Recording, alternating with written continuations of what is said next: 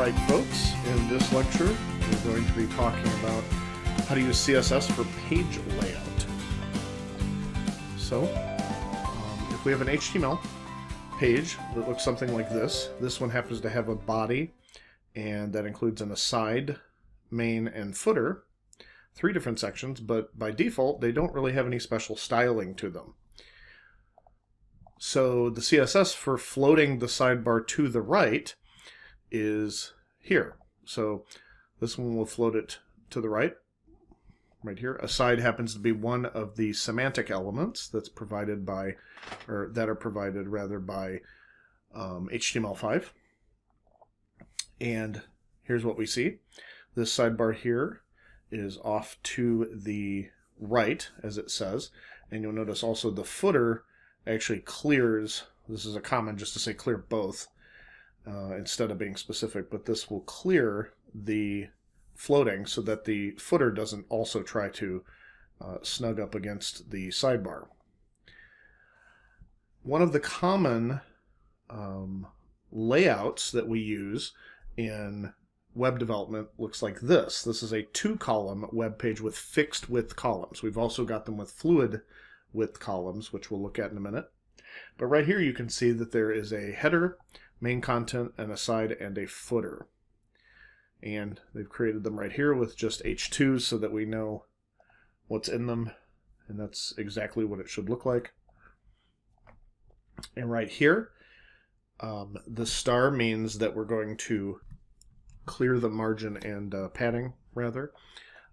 So we're clearing the margin using margin 0 and padding using padding 0. You'll remember from the last lecture that the box model tells us what the margin and the padding are. Padding is between the content and the inside of the element, the border, between the content and the border, and then outside the border between your element and the other element, next element, is the margin. You'll see that since this is a 2-column fixed width page, we have the body right here. The width is set to 962 pixels, so that's a fixed width. Same thing with the main, 600 pixels, aside is 360, and then we, of course, clear the floating. The main is floated to the left, the aside is floated to the right, so that they're right next to each other, and they will take on, give the sidebar some height for its particular border.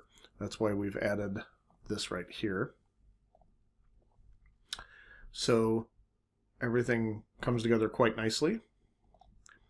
You can see that we can use fluid layouts. In this case, the page is more responsive and will adjust when the size of the browser is reduced. So in the body here we have 90%, the main is 66%, and the aside is 33%. The floating and the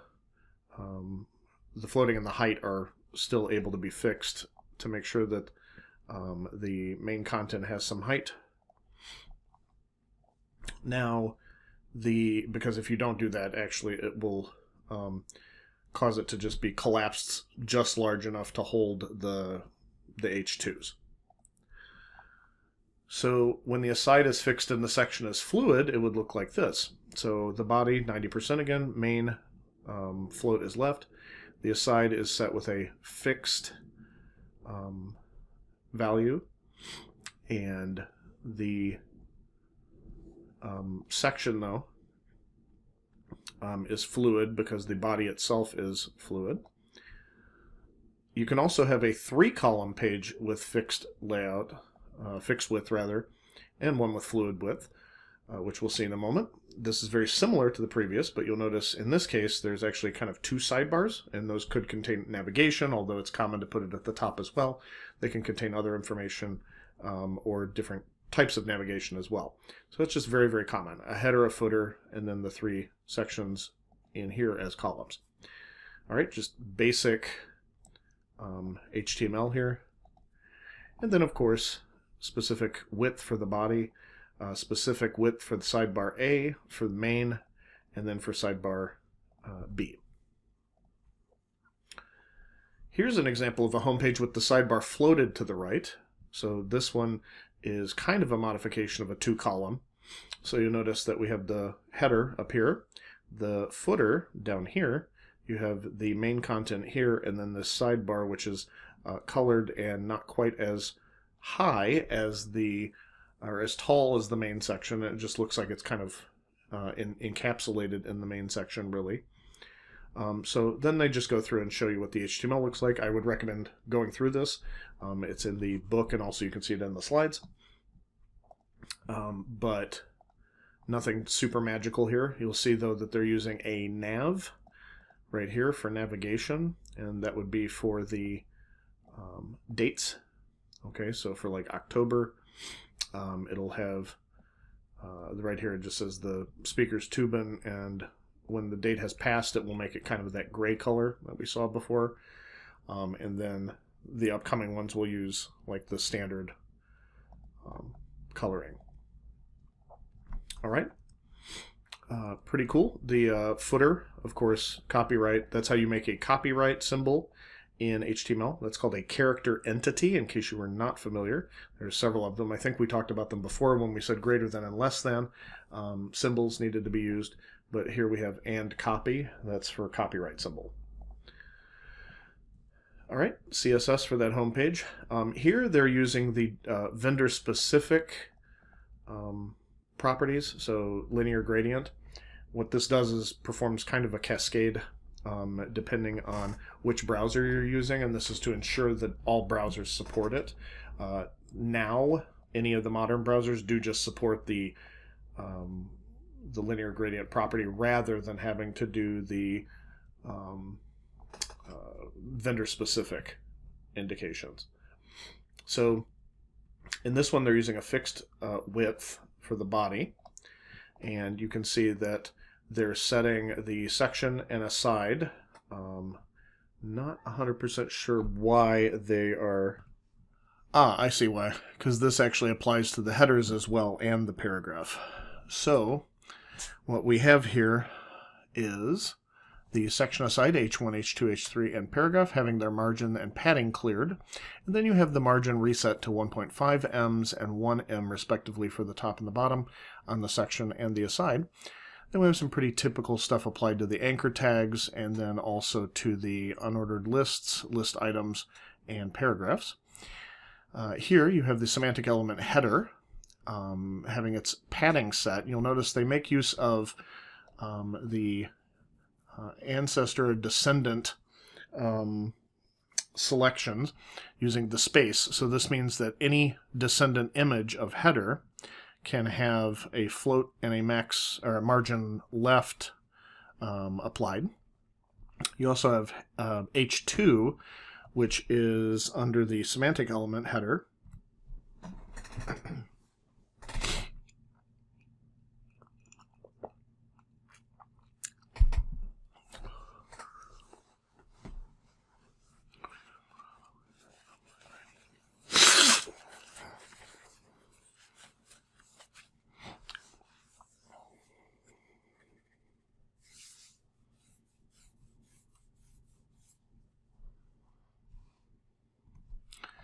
And any H2 under the header, any H3 under the header, etc. So let me see here. What else do we have? Not too complex. We, of course, have the footer cleared here. We have a border top applied to the footer. You'll notice they just applied the border top, so that would give kind of a unique look here. This little orange down right here is the border top. They also put a border around the, I believe it's the body, is what it looks like, to make sure that it has like a black border. But then they have this border down, or up here, and then the border down there to add this really kind of unique and consistent look here. And then they have a linear gradient in the background as well, which you can see they applied, let me see if I can find it, up here in the HTML. So that makes sure that the outermost portion of the window has this linear gradient applied, and that's why it has this look to it. All right, pretty cool. This right here shows 3 columns with 35 pixel gaps and 2 pixel rules in a browser window. This makes it look a little bit like a newspaper layout, which is the intention. So this is a kind of a common thing to do on pages that involve some sort of journalism. So right here, you can see this one has a 2-column article. This one has the image inside of it, and you can see it does in fact add some margin in between the 2 different columns, and also between this section and the aside over here. So it's very, very organized and nice. So right here, column count 2, that is the CSS for creating columns directly in an article semantic element right here. Pretty cool. Properties for positioning elements. So these are some that you could become familiar with and that might help you. Position, top, bottom, left, right. Z-index, that has to do with whether it's going into or coming out of the page. And these, of course, are the values for the position property. Right here, you have static, absolute, fixed, and relative, and these can control how different elements are laid out on the page. So right here, position relative, not needed for fixed positioning. So if you're just doing fixed positioning, you don't really need that. The aside here is set to absolute. That means it will change to fixed. You want to change it to fixed for fixed positioning. So, and here's an example of absolute positioning. Absolute positioning will position elements relative to their parent, relative to the parent, so that it's positioned as, you know, the name suggests, absolutely. And the relative positioning, on the other hand, will be relative to its normal position within the flow of the page. Right here, here's a sidebar that uses fixed positioning. In this case, when you scroll, it will stay with you. So that's another kind of cool thing you might have noticed if you have a page that scrolls down or to the right and left, that there's sometimes a type of widget that you could often close these as well or collapse them into something smaller, and it will actually follow you. Right here we see CSS for the positioned element. The aside right here has a fixed position, just like we see right here. And this also has a right of 0, which is why it looks like it's right on the edge right there. You might see a thin strip of white there.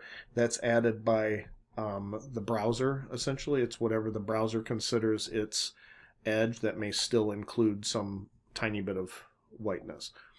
So the top is set to 170, so that is a fixed position from the top right there. And then they have some of the assignments. So we should probably at least do one of these to kind of give us an idea, because this is kind of a shorter lecture. So let's see what happens with, and we'll see maybe this one, the 2-column fluid. So let's see what happens. So we're going to create an index.html, and we're going to create a main.css, and with the index.html, HTML lang is English, create the header, or the head rather, and the body. So we'll see what happens there. And you may also occasionally hear one of my cats chirping or making some sort of noise. They're very loud. So there's the body, there's the body right there, and the head right there. Right here we're going to say title, week 5 CSS page layout, and meta char set equals UTF 8. All right, and in the body we probably want to add some stuff in there that we can actually style. So let's do that. I'm going to put a header, a main, and an aside, and a footer. So header, we'll do that. We'll put an H2, and we'll just say welcome to CIS 1420 or something like that. And we've also got the main, which will say main content is here, and maybe give it a paragraph and set view to word wrap to true rather, and I'm going to do lorem. We'll just do lorem times 5. That'll add some content, so we have something to work with. We'll make an aside as well down here and put some sort of content in here. Fun with Dr. J. Dr. J is fun all day, every day. Come watch his lectures. I'm sure you will be astounded and excited. The footer's down here, so this one right here will say copy character entity, HTML character entity, copy. We'll just put it static for now. A lot of people would use JavaScript, so it would update automatically, but we'll just put copyright 2022 as of this video being recorded. Maybe we'll put 2023 just so it lasts a little longer. But if you're watching this in a future semester, just know that if I'm still providing this video, that the information's still good, so don't worry about it. Now, if it's like 2047 or something and I'm still providing it, you need to tell me to make a new lecture. But this should be totally fine for quite a while. This has not changed since really the 90s, character entities and things like that. So we'll do that. We'll say copyright 2023, Dr. J and Company, all rights reserved. There we go. All right, pretty cool. We will see what it looks like currently and then find out what we need to do. So week 5, open that up. See, not very pretty. Not very pretty just yet. It doesn't really have anything organized on it. It's not very colorful, etc. And it's not really, set into columns. So we need to fix that. So what we're going to do is we're going to link rel is a style sheet. href is main.css. Right there. And over in main.css, we're going to set I guess we'll reset the margin and the padding using our universal selector here, the star. And I think we said we were going to do fluid width, right? So I think we can do that. Yeah, we'll do fluid width. So we'll do 90% right here.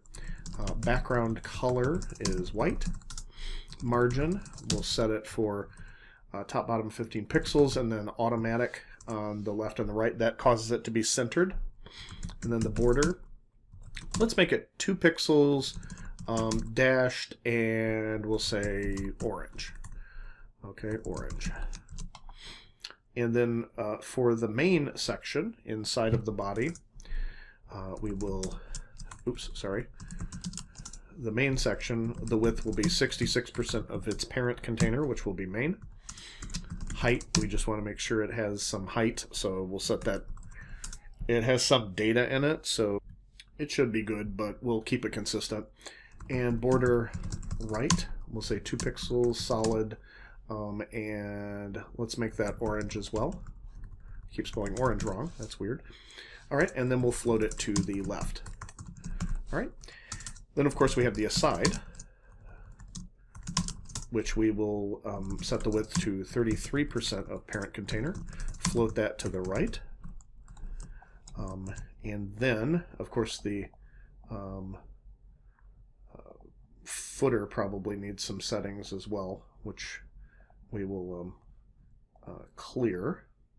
So we'll do footer, and then we'll say clear both, so it can go at the bottom. And let's see what it looks like now, and if we need to change anything, we'll work with that.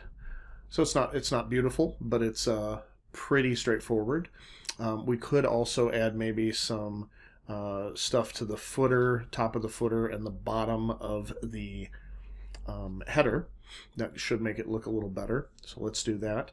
So the top of the footer will say border top. We'll make it a 2 pixels solid. We'll use red on this one, and we'll use red on the header as well. I guess we didn't put a header, did we? Oh, that's weird. All right, so header, we will say is going to have a border bottom, 2 pixels solid red. And let's see what we've got so far. And that's looking pretty good. We could, of course, make that larger at the top, add images, do whatever we want, but you really have quite a bit of flexibility here. You could also use some of the techniques we learned in the last time about the rounded edges and things like that. We could also do, since we're in the area, maybe we want to do a linear gradient. So let's go back to the code just to make it look kind of pretty. We'll do HTML, since the body's being centered and not the main this time. And we'll say background image, and I'm just going to use the regular non-specific. So linear gradient, instead of using the vendor specific, we'll just use this one for now. We'll say to bottom. We'll go from white 0% up to some other color. We'll just say, I'm trying to think what goes, red, maybe purple 100%. And we'll see what that does. Put some semicolon at the end of that. And then, let's see what this looks like. Well, that's interesting, isn't it? That's very interesting. So it colors this whole thing, and then it resets the gradient right there. So how might we resolve this issue? Well, one thing we can do is right here tell it that the background repeat is set to no repeat. So that's one thing. We will refresh it and see what that does. And if that's what you wanted, then that's fine. But we could also make the height of the HTML 100% or something similar. So we'll do that, check it out, and there we go. So that's pretty much what we expected. If you wanted to mess around with this a little bit, we could say maybe the margin top, we might want to change to be something else. So you could do the top as, well, we'll do 15 pixels on the bottom, and maybe set the top to 30 pixels, and then still do auto on the left and right. And it's a little bit better. We can add to it, change it up, do whatever you want. 130 pixels, if you like that. That's fine too. So that centers a little bit better. So pretty cool, right? All right, so that's pretty much what I've got for you. This chapter is actually fairly relatively straightforward, I would say, and fairly organized. I will upload this example as well, so you can take a look at that and see if it helps you with some of your development projects. And that's what I have for you this week, so thanks very much. See you next time. Bye-bye.